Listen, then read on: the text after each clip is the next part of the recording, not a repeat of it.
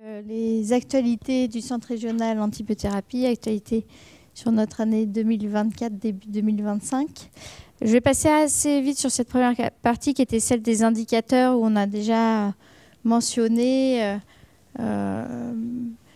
effectivement que notre région est plutôt vertueuse en termes de consommation d'antibiotiques sur tous les secteurs du soin avec, comme le témoignent ces cartes qui montrent les consommations d'antibiotiques en ville sur toute classe d'antibiotiques avec la région des Pays de Loire qui fait partie des plus faibles consommatrices en France. Et on retrouve un peu les mêmes données dans le secteur sanitaire. Et ce qui est intéressant aussi, c'est de pouvoir se confronter aux objectifs de la stratégie nationale 2022-2025, qui établit un certain nombre d'objectifs en termes à la fois de consommation d'antibiotiques et de résistance. Et on voit à travers cette diapo, cette infographie qui nous est proposée de façon annuelle par la mission Primo que sur les résistances au C3G, au quinolone, on répond aux objectifs avec une petite exception pour justement la famille des fluoroquinolones en ville. On est au-dessus de l'objectif national inférieur à 10%, malgré des chiffres de consommation de fluoroquinolone qui baissent qu'à l'échelle vraiment nationale, on diminue cette consommation. Donc ça, c'est quand même tout à fait intéressant. La région des Pays de Loire ne fait pas exception, mais on a malgré tout des chiffres de résistance un petit peu au-delà des cibles. Et ça rejoint effectivement les hypothèses One Health environnementales qui ont été présentées avec des travaux très intéressants, comme le disait Sophie, à l'ARICAI, qui montrent que l'impact aussi de ces familles d'antibiotiques peut être supérieur dans l'environnement que d'autres classes antibiotiques. Donc ça reste des choses à explorer, à confirmer, mais ça fait partie des pistes pour essayer de comprendre ce phénomène. Juste une petite parenthèse pour vous dire que l'outil GEOCH Santé publique France évolue en termes de granulométrie et on peut descendre maintenant jusqu'à l'échelle EPCI pour avoir des données de consommation en ville. Donc ça, c'est quand même intéressant d'avoir une cartographie qui détaille un petit peu plus qu'au simple échelon régional, où vous avez là une granulométrie EPCI, donc c'est établissement public commune, j'oublie toujours l'acronyme, donc qui donne des pistes pour cibler éventuellement des interventions dans des territoires qui seraient un peu outliers. On n'a pas ces données par contre pour les établissements de santé. On n'a pas une granulométrie aussi fine, ça reste une échelle régionale qui n'est pas vraiment tout à fait au service de l'action. Donc même message pour le secteur sanitaire où on a une région plutôt qui consomme un petit peu moins que d'autres régions françaises. On est au-dessus des moyennes nationales. Et puis avec cette infographie de la mission SPARES qui montre effectivement des chiffres de consommation inférieurs au national quand on parle de DDJ pour les consommations globales d'antibiotiques pour 1000 journées d'hospitalisation, et également une consommation d'antibiothérapie à large spectre à l'hôpital qui est inférieure aux données de la moyenne nationale, si j'arrive à bien faire fonctionner le pointeur. Vous voyez les cibles. Alors, on a également des cibles définies par la stratégie 2022-2025 qui doivent être atteintes. Elles sont différentes pour France et région puisque ces cibles définissaient une diminution de moins de 10% des consommations d'antibiotiques dans les établissements de soins entre 2019 et 2025. Et donc, on ne part pas des mêmes bases au départ, ce qui explique que les cibles sont différentes. On était une région moins consommatrice et il faut qu'on reste et qu'on ait cet objectif de diminution des 10% sur les années à venir. On n'y est pas encore tout à fait, mais on s'en rapproche.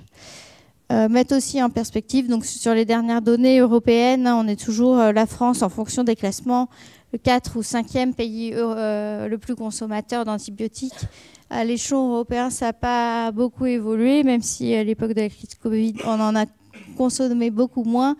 Et Pays de Loire, même si on est une région qui reste assez bonne élève sur la thématique consommation-résistance, on se situe, si on fait une analogie sur les consommations territoire sanitaire et ville, à peu près à ce niveau-là. Donc on voit qu'il faut maintenir la dynamique, garder cette thématique du bon usage des antibiotiques dans les 3 secteurs du soin pour pouvoir encore progresser, puisqu'évidemment, nos collègues un peu modèles du nord de l'Europe, avec ces consommations très fortes, n'ont pas de problème de surmortalité sur les infections bactériennes. Donc on voit qu'on peut évidemment encore faire des progrès. Concernant les indicateurs, donc la stratégie nationale et le décret de 2020 définissait la création des CRATB. Il y en a maintenant, depuis l'année dernière, un par région, métropole et dom-tom inclus. Et puis, il était aussi demandé de disposer d'une équipe multidisciplinaire en antibiothérapie par GHT. Pour la région des Pays de Loire, c'est chose faite, avec la particularité d'une proposition chez nous d'une EMA bidépartementale Mayenne-Maine-et-Loire, puisque on avait un territoire sans infectiologue. Donc il y a eu ce projet qui a été conduit et qui est maintenant bien déployé. On a dans les actualités cette année construit un annuaire en ligne de ces équipes multidisciplinaires pour donner une vitrine et un accès assez rapide aux coordonnées de ces équipes multidisciplinaires pour pouvoir avoir un avis. Alors, 2024 a été l'occasion de déployer les solutions de téléexpertise que vous connaissez en particulier via des nouveaux outils type Omnidoc ou Covalia qui existaient déjà pour le territoire sarthois. On poursuit la dynamique autour des missions stratégiques avec à venir dans les perspectives des actions de promotion de bon usage dans les 3 secteurs de soins.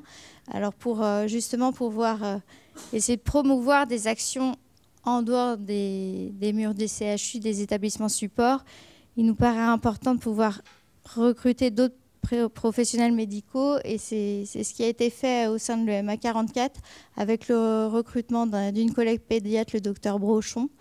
Et puis au niveau de l'EMA 49-53, une médecin généraliste, le docteur Goldberg, qui ont pour objectif d'aller développer des projets plus sur le secteur ville. Il faudra aussi qu'on puisse renforcer un peu la multidisciplinarité des EMA. On a au sein de nos équipes des infirmières, des pharmaciens, mais ce n'est pas le cas pour toutes les EMA du territoire. Donc il faut qu'on puisse poursuivre cette dynamique. Également renforcer les projets de convention avec les établissements de santé, puisque vous savez, ces EMA, je parle sous le contrôle de M. Vincent, sont pour l'instant financés sur du FIR qui est en fonds d'amorce temporaire. Et donc, pour pérenniser nos activités, il faudra qu'on puisse aussi trouver des sources de financement et des partenariats avec les établissements avec lesquels on travaille. Et puis également, on essaie de trouver des pistes de synergie, puisque la lutte contre l'antibiorésistance, ce n'est pas que le bon usage, c'est aussi évidemment tous les aspects de prévention, donc de pouvoir travailler main dans la main avec le CEPIAS, les réseaux territoriaux d'hygiène, les équipes opérationnelles d'hygiène. Il y a donc tous ces aspects de construction avec nos collègues. Et puis, on a également, dans les actualités 2024, participé à un audit national d'une enquête sur les motifs d'avis fournis aux médecins généralistes, qui va nous permettre, l'objectif principal, c'est de pouvoir créer des outils, des thématiques de formation qui répondent vraiment aux attentes des médecins généralistes. Et donc, en Pays de Loire, on a pu recueillir 137 avis. On est la région qui a recueilli le plus de données en France. Donc, j'en profite pour remercier mes collègues des EMA, puisqu'on a vraiment atteint l'objectif. On est 3 régions en France à avoir alimenté avec plus de 100 avis ce travail.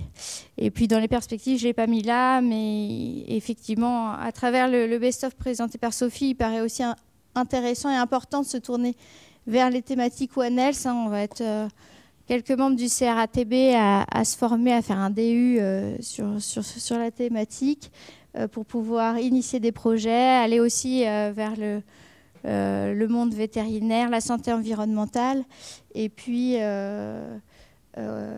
aborder aussi les thématiques un peu d'éco-santé et travailler le bon usage aussi à travers ce prisme de l'écologie en santé qui paraît aussi intéressant à présenter pour convaincre les soignants. Donc ce travail sur les indicateurs, il fera l'objet cette année de la construction d'un tableau de bord en partenariat avec les acteurs du bon usage des antibiotiques, l'ARS, qui nous permettra évidemment de suivre les actions, de cibler celles qu'on doit prioriser, les secteurs géographiques peut-être qui doivent être plus accompagnés ou les établissements, et puis aussi de rendre des comptes aux instances nationales, au ministère, IGAS et autres, puisque ce sont des financements FIR, il faut qu'on puisse les mettre en lumière toutes nos actions et les indicateurs de résultats qui en découlent. Ce qui pourrait être aussi intéressant, là c'est une piste que je soumets comme ça, on a nos collègues de la région Auvergne-Rhône-Alpes qui a travaillé sur les indicateurs qui nous sont rendus par la mission nationale SPARES, un indicateur de consommation d'antibiotiques et de résistance bactérienne en établissement de soins. Et donc, qui ont fait une enquête pour recueillir ces indicateurs auprès de tous les référents des établissements de soins pour vraiment établir une cartographie régionale, identifier les outliers et aller mener des projets qui soient spécifiquement d'accompagnement des établissements qui consommaient le plus d'antibiotiques en région. Je trouve que c'est une piste qui est assez intéressante puisque, comme je le disais, au niveau Santé publique France, pour le secteur sanitaire, on a des données qui sont très régionalisées et pas tellement qui ne nous permettent pas d'aller vers une granulométrie très fine. Voilà un petit peu pour l'aspect indicateur. Je passe la parole à Willy pour les projets particuliers qu'on mène au sein des secteurs ville et EHPAD. Merci. Donc on va continuer à brosser un peu l'actualité avec le programme Fantasio, qui est donc ce programme dédié à la ville. C'est un programme, pour rappel, qui s'adresse en particulier aux équipes qui exercent en MSP ou en CPTS. L'idée, c'est de faire du pluripro, c'est-à-dire qu'on propose à ces équipes de mettre tout le monde dans le même bateau et de faire de la formation à la fois pour les infirmières, les pharmaciens, les médecins généralistes, bien sûr, tous les professionnels de santé de cette équipe, pour qu'il y ait une espèce de dynamique autour de l'antibiorésistance commune. Et donc la proposition du CRATB accompagné des EMA, c'est donc d'aider ces équipes en apportant un truc un peu clé en main, où on fait la formation, on apporte des outils à partir d'une boîte à outils existante, on les accompagne s'il faut créer des protocoles, parce que ces structures en fait ont un cahier des charges qui leur demande quand même de répondre à un certain nombre d'objectifs. Donc c'est les aider aussi dans la valorisation de leur structure. Des audits, pourquoi pas aussi cibler les usagers qui sont vraiment un public très important dans les MSP, les CPTS et dont les équipes sont assez friandes. Et également les aides administratives s'il y a de la rédaction de projets, du suivi d'indicateurs comme vient de vous présenter Hélène. Donc beaucoup d'avantages que le CRATB et les EMA peuvent apporter aux équipes de soins primaires pour enclencher une dynamique autour de l'antibiorésistance. Il faut savoir qu'il y a beaucoup de thèmes, on l'a déjà vu, notamment l'éco-prescription, l'éco-transition, qui ont aussi le vent en poupe auprès de ces structures. Et il y a probablement des thématiques qui ne sont pas forcément de prime abord complètement ciblées antibiorésistance, mais qui peuvent être des portes d'entrée pour instiller quelques messages à partir d'un thème déjà porté par la MSP ou la CPTS, donc iatrogénie, éco-prescription, etc. Donc, c'est juste pour vous donner un exemple très concret de ce que ça donne sur le terrain quand on rencontre une équipe. Donc là, c'est par exemple une MSP mayonnaise qui nous avait sollicité. On fait un premier temps de formation, donc comme je vous le disais, très pluripro. Le but, c'est qu'il y ait le maximum de professions représentées pour que la mayonnaise prenne au niveau de l'équipe. On fait donc un topo assez transversal où on va faire à la fois de l'infection respiratoire haute et basse parce que c'est quand même le gros de l'activité. Souvent, on case un petit mot sur la vaccination pneumocoque et puis un peu d'allergie à la pénicilline parce que c'est un thème assez transversal. Et puis souvent un thème un petit peu plus spécifique au public infirmier comme les plaies par exemple qui est souvent demandé. Suite à ce premier temps, on va laisser l'équipe réfléchir tranquillement et dans l'idéal, ils vont définir quelques axes de travail sur lesquels ils ont envie de poursuivre l'aventure. Et donc là, dans l'exemple de cette MSP, ils ont retenu 4 thèmes, ils étaient hyper efficaces. Donc allergie à la pénicilline, les cystites à répétition, une action de sensibilisation auprès des usagers et par exemple revoir leur vieux protocole plaies et cicatrisation. Donc ça tombe bien, sur certains de ces thèmes, on a déjà des outils qu'on peut leur proposer clé en main ou retravailler s'ils ont envie de changer 2-3 trucs. Et puis il y a d'autres sujets où on n'a peut-être rien en stock, mais où on va les aider à construire les outils qu'ils souhaitent. Et puis après ça, en fait, ça va être l'opportunité de revenir vers eux dans un deuxième temps, qui sera peut-être cette fois-ci un peu plus ciblé sur une profession, parce qu'évidemment, qu'on aimerait, c'est quand même aller faire passer des messages beaucoup plus spécifiques pour les médecins généralistes ou pour les infirmières. Et donc, tout le travail préalable, en fait, n'est qu'un prétexte quelque part pour arriver à cette étape où on va faire passer les messages les plus importants. Donc sur cette formation, dans un deuxième temps, ciblée en fonction des axes de travail et sur les professions. Et puis ensuite, on aimerait, même si on n'en est pas encore là, instaurer une espèce de suivi régulier, annuel, où on ferait un point avec les équipes, mettons une fois par an, en restituant les fameux indicateurs qui leur permettent de valoriser aussi leur action auprès de l'ARS et de l'assurance maladie. Et puis, nous, de faire éventuellement des piqûres de rappel sur de nouveaux outils, peut-être réaxer certains messages ou refaire de la formation. Et donc, on a un soutien notamment sur ces indicateurs de l'assurance maladie qui permet aussi de rendre des indicateurs à l'échelle CPTS, ce que ne permet pas pour le moment la plupart des sites qui fournissent les indicateurs. Voilà, on travaille donc au fur et à mesure pour essayer de formaliser un petit peu tout ça, avec par exemple une charte pour essayer d'engager un petit peu les équipes qui pourraient être signées entre l'EMA et la MSP ou la CPTS, et le tableau de bord dont vous a parlé Hélène, par exemple pour le secteur ville, où on essaie de voir tous les indicateurs qui en fait existent déjà, on essaie juste de les compiler au même endroit, qui pourraient à la fois nous intéresser pour le pilotage, mais surtout aussi intéresser les équipes comme levier pour les inciter à poursuivre les efforts. Donc, comme le disait Hélène, on a la chance là sur 2 départements, donc pour le MA 44 et le MA 49-53, d'avoir des recrutements dédiés pour le déploiement de ce programme sur la ville. Donc avec Jeanne Brochon sur la Loire-Atlantique et Elf Goldberg pour le 49-53. Mais pour autant, sur les autres départements, c'est des membres du CRATB qui, on va dire, suppléent à cette fonction. Et bien sûr, s'il y a des pistes, des accroches sur ces départements-là, il faut les saisir et on viendra, bien sûr, pour aider à amorcer des projets. Ça prend tout doucement. La communication, évidemment, n'est pas ce qu'il y a de plus facile avec la ville. Et voilà, pour l'instant, on a une petite dizaine de structures avec qui on a lancé des projets à des états d'avancement variés. Mais on a bon espoir qu'avec les recrutements donc sur les EMA récents, ça puisse vraiment dynamiser les choses avec une démarche peut-être plus proactive vers ces structures. Alors éventuellement, quelle place il pourrait y avoir pour l'antibioréférent dans tout ça ? Éventuellement, si au cours d'une soirée, vous avez des collègues dans votre cercle amical qui exercent en ville, vous pouvez tout à fait leur parler du projet. Si vous avez de bons liens avec les professionnels libéraux de votre territoire sur d'autres sujets, ça peut aussi être une occasion de leur en parler. Il y a évidemment une place, si vous le souhaitez, pour participer à la formation des équipes sur votre territoire en fonction des liens que vous avez avec les professionnels libéraux, en lien avec le MA bien sûr également. Et puis il y a aussi une dimension, je pense, qui est chère à la fois à la ville et à l'hôpital, de resserrer les liens et de faciliter un peu le parcours. Et donc, il y a des thèmes qu'on peut finalement faire rentrer un peu dans ce programme qui rejoignent ce côté facilitation du lien ville-hôpital. Comme on a parlé du clostridioïdès juste avant, c'est souvent une question qui on appelle, on envoie aux urgences pour avoir la Fidaxo. Bon, il y a sûrement des choses qui peuvent être faites à l'échelon local pour favoriser ce circuit. La gestion des antibiothérapies complexes à domicile et donc toute la formation qu'il peut y avoir des infirmières libérales sur la gestion des dispositifs invasifs, des effets secondaires, etc. Et puis les fameuses allergies à la pénicilline, où là aussi il y a peut-être des circuits à créer avec les allergologues et les pharmaciens ou les médecins de ville pour essayer de voir comment s'y retrouver, désétiqueter le maximum de patients en amont de l'hôpital et réserver les consultations pour ceux qui en ont besoin.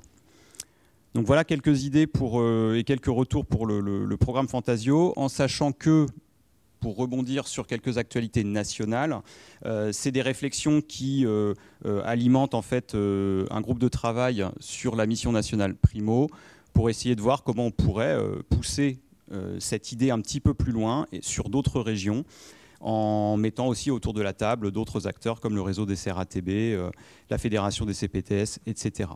Donc pour dire qu'en tout cas, ça nourrit des réflexions au-delà de la région. Le deuxième programme que vous connaissez, c'est le programme anti-BEPAD, donc un petit point aussi sur l'avancée de ce programme. On avait fait une enquête en juin dernier auprès des leaders engagés dans le programme. Donc il y a à peu près un quart des établissements, enfin des EHPAD, qui sont inscrits au programme anti-BEPAD en Pays de la Loire, donc ce qui est pas mal. Sur les réponses qu'on avait obtenues, bon, sans trop de surprise, en fait, on se rend compte que les référents, de manière générale, ont du mal à devenir complètement autonomes sur ce programme, ont du mal à passer le stade du relais d'informations et d'outils type affiches, mémo. Quand il faut aller faire de la formation ou vraiment sensibiliser l'équipe, c'est plus difficile et il y a encore besoin quand même d'une aide extérieure, donc du CRATB ou des EMA. De manière assez intéressante, on a l'impression que sur la BU, il y a des messages qui passent et il y a une personne sur deux dans les répondants à ce questionnaire qui disait, alors bien sûr c'est du déclaratif, mais avoir arrêté les BU sur son établissement, bon, c'est sûrement un message à pousser. Et puis, vous savez que dans ce programme, il y a aussi l'assurance maladie qui participe avec un rendu de profil auprès des établissements tous les 6 mois. Bon, un profil vraisemblablement qui a du mal à prendre, puisque soit il n'est pas reçu, soit il n'est pas bien interprété, donc pas utilisé. Et donc les enseignements, grosso modo, c'est qu'il faut encore qu'on simplifie et qu'on recentre probablement sur des messages toujours plus pragmatiques, que l'accompagnement de terrain, il nous paraît pour le moment toujours indispensable. Et donc le CRATB, les EMA, les EMH vont avoir un rôle encore sur le terrain pour aller former, sensibiliser les équipes. Ce n'est probablement pas les référents sur les établissements qui feront ça. On essaie de formaliser justement les liens avec les RTH pour voir comment mutualiser finalement les actions sur ce public qui est commun à nos deux organismes. Et puis, malgré tout, on a quand même vu des établissements où vraisemblablement il s'est passé quelque chose. Donc ça, c'est une capture d'écran des profils, d'une partie du profil que les établissements reçoivent. Et donc vous avez notamment en haut donc les consos d'antibio sur l'établissement par semestre, et puis en rouge, les prescriptions de CBU en valeur absolue. Donc on se dit que bon, peut-être sur certains établissements, à partir du moment où il y a eu l'entrée dans le programme, il s'est passé quelque chose qui semble durer dans le temps, sur 2 ans de recul. Et donc pourquoi pas aller voir ces établissements pour savoir quels ont été les éléments qui peut-être ont fait que la mayonnaise a pris sur ces établissements pour pouvoir en tirer des conclusions et les extrapoler sur d'autres. Donc on n'a pas encore de données vraiment quantitatives sur l'impact du programme, on démarre tout juste l'évaluation, mais en regardant des profils individuels, on a quand même l'impression qu'il se passe quelque chose à certains endroits. Le programme, il était uniquement ciblé sur l'urinaire à la base, mais donc on aimerait l'ouvrir un petit peu plus au respiratoire. On a déjà 2 outils qui sont dans les tuyaux, un sur la vaccination pneumocoque et un sur le raccourcissement des durées d'antibio dans les pneumonies, pour que, grâce à la réévaluation infirmière possible sur ces structures, on puisse raccourcir, dans les cas où c'est possible, à 5 jours les antibiothérapies. On a aussi fait une vidéo pour qu'un leader qui est engagé dans le programme puisse témoigner et on l'espère inciter d'autres à le faire. Et puis dans les choses à venir, alors il y a un groupe commun avec le CEPIAS qui travaille sur les sondes urinaires, qui a un problème un peu récurrent quand on rencontre les équipes, même si ce n'est pas le plus fréquent, c'est en tout cas quelque chose qui nous est remonté, sur lequel il faut qu'on travaille. On n'a pas d'outils très spécifiques pour le moment sur le sujet dans le programme. Et puis on en a parlé ce matin et je suis content que Sophie, du coup, t'ait présenté cette étude sur le CBU, parce qu'on se posait la question d'essayer d'apporter des éléments écologiques pour embarquer les équipes qui seraient peut-être plus sensibles à cet argument-là. Donc des premières pistes pour l'impact de l'ECBU en termes d'empreinte carbone. Et puis pourquoi pas essayer de faire une modélisation sur l'impact médico-économique du programme, qui parlera peut-être plus aux directeurs d'établissement. Et on sait bien que si la direction est impliquée, eh bien, le reste de l'équipe a plus tendance à suivre. Là aussi, il y a une petite résonance avec le national, puisque le programme en Pays de la Loire, c'est, on va dire, le seul existant en France avec une portée régionale qui s'intéresse aux EHPAD.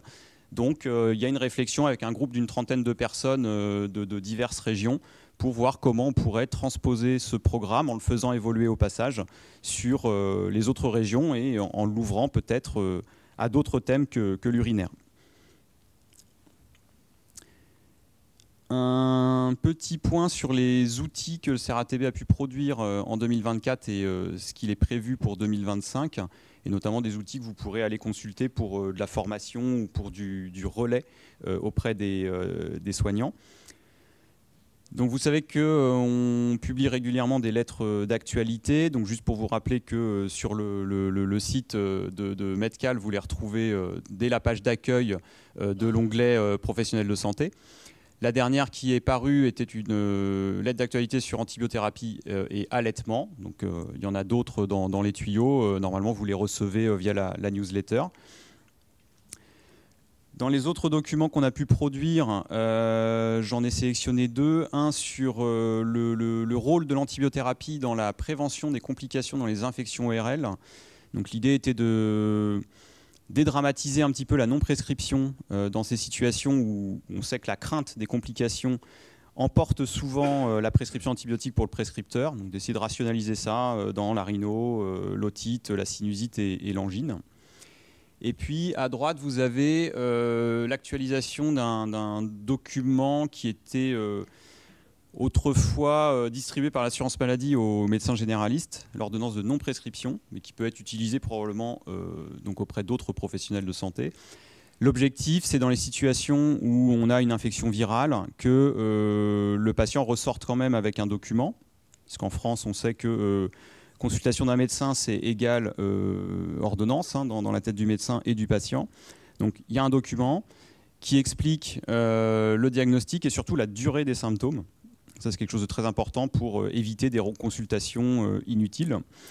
Donc voilà, un document qui peut être largement promu, même dans les services d'urgence, pour essayer de limiter les reconsultations et d'expliquer la non-prescription d'antibiotiques dans les situations qui n'en nécessitent pas. Et dans les choses à venir, donc on a deux documents qui vont être réactualisés. Vous avez peut-être encore en tête le mémo vaccination de l'immunodéprimé qui remonte à 2019 et qui est en cours d'actualisation, avec un gros travail qui devrait aboutir au printemps. Et puis on met à jour bien sûr le mémo antibiothérapie. On attend juste les fameuses reco IST qui n'en finissent plus d'arriver. Donc début 2025. Okay. Et puis enfin, on a fait une version pédiatrique du mémo antibiothérapie qui ira un petit peu plus loin sur les infections sur ce public. Un tout petit mot sur un projet dentaire qui peut vous intéresser éventuellement selon votre activité, qui est une réflexion là, nationale avec, je vous la fais assez brève, mais deux aspects. Un aspect médecin généraliste pharmacien. L'idée, c'est de développer un site en fait, d'aide au diagnostic pour les urgences dentaires. On sait très bien que dans le dentaire, ce qui pose problème, c'est bien sûr, c'est aussi la prescription, mais avant la prescription, c'est vraiment le diagnostic. On ne sait pas faire un bon diagnostic quand on n'est pas chirurgien-dentiste. Et donc pour ça, il faut savoir comment examiner, tout simplement, et éventuellement être aidé d'un algorithme. Donc l'idée, c'est de faire une espèce d'arbre décisionnel où, en fonction du motif de consultation, et derrière de différentes questions que le professionnel de santé pourra cocher, qui correspondent aux caractéristiques de la douleur ou des symptômes du patient, on aboutira à un diagnostic qui, derrière, évidemment, permettra de savoir ce qu'il faut faire du patient, à la fois en termes d'adressage chez le chirurgien-dentiste, pour éviter que tout le monde aille chez le chirurgien-dentiste en urgence, et éviter, on l'espère, beaucoup de prescriptions d'antibiotiques inutiles sur des pulpites ou autres urgences non infectieuses. Pour ça, on aimerait aussi agrémenter le site de vidéos d'examen dentaire. C'est tout bête, mais je pense que faire un bon examen de la bouche, on n'a pas été formé, ni en tant que médecin, ni en tant que pharmacien.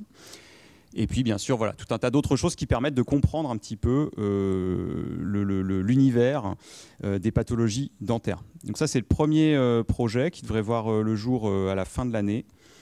Et le deuxième, qui est porté plus par les CEPIAS, c'est un programme d'hygiène bucco-dentaire en EHPAD voire ESMS plus large, avec l'idée d'une formation régionale des EMH ou RTH, qui eux-mêmes iraient, lors de leur visite sur les EHPAD, former en fait les soignants à la bonne hygiène bucco-dentaire, avec déjà tout un tas d'outils développés sur la région Auvergne-Rhône-Alpes, qui pourront probablement essaimer sur d'autres régions.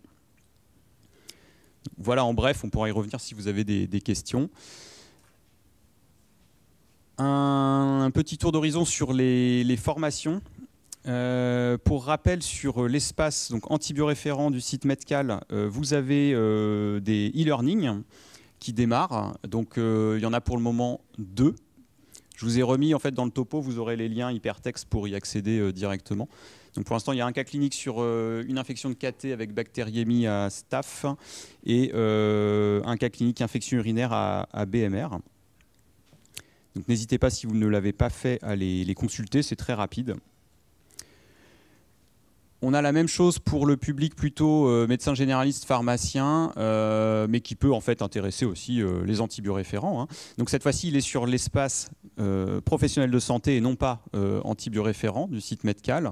Et là aussi, je vous laisse aller consulter donc les différents e-learning qui ont pu être produits. 2 webinaires également qui ont été réalisés par la mission nationale Primo en partenariat avec le CERATB. Il y en a un sur le clostridioïdes qui décidément a le vent en poupe aussi, et un sur la vaccination en EHPAD avec VRS, Covid, grippe, pneumocoque. Là aussi, vous avez les liens sur le topo, vous pourrez cliquer pour être redirigé directement sur la page. Sur les formations un petit peu plus longues, l'organisme Infectio DPC propose, il en propose d'autres, mais en tout cas il y a 3 formations qui peuvent être intéressantes pour les antibioréférents. Donc, vous savez qu'il y a la journée des référents d'antibiothérapie qui aura lieu à Tours cette année, c'est le 11 juin, et le programme est paru hier.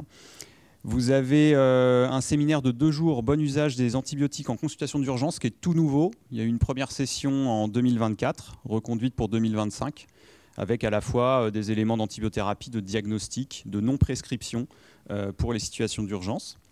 Et puis un séminaire plus stratégique, implémenter un programme de bon usage des antibiotiques, qui est plutôt donc, fin novembre sur Paris. Dans le diapo, vous aurez aussi le programme des années précédentes si jamais ça vous intéresse. Et donc là, c'est le programme de la journée des référents à Tours qui laisse une bonne place au lien vers la ville ou les ESMS. Et tout dernier point que je voulais aborder avec vous, c'était la semaine du bon usage, donc qui a lieu, comme vous le savez, tous les ans du 18 au 24 novembre.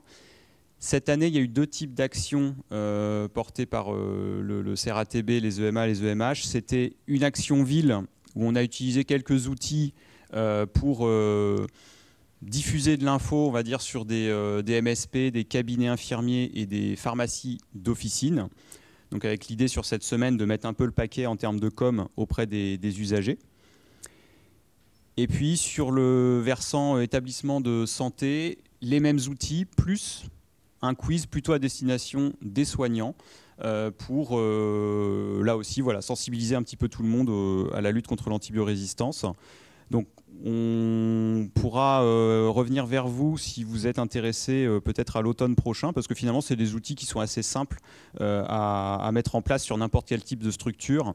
Et sur certains établissements, on a même juste fait l'affichage. Il n'y avait pas forcément de temps humain nécessaire après pour animer des ateliers ou autres. Donc c'est tout à fait une boîte à outils qu'on peut vous proposer si vous souhaitez mettre en place ça sur votre établissement à l'occasion de cette semaine. Et enfin, côté professionnel de santé, il y a aussi eu des capsules vidéo. C'est la 2e année qu'on propose ce format-là, avec 5 capsules. Il y en a une qui est diffusée par semaine à partir du 18 novembre. Et donc, n'hésitez pas à aller les consulter si ça n'a pas été fait. Là aussi, je vous ai mis les liens pour que vous puissiez aller les voir directement. Donc voilà, en très bref, le panorama des actualités du CERATB. Merci.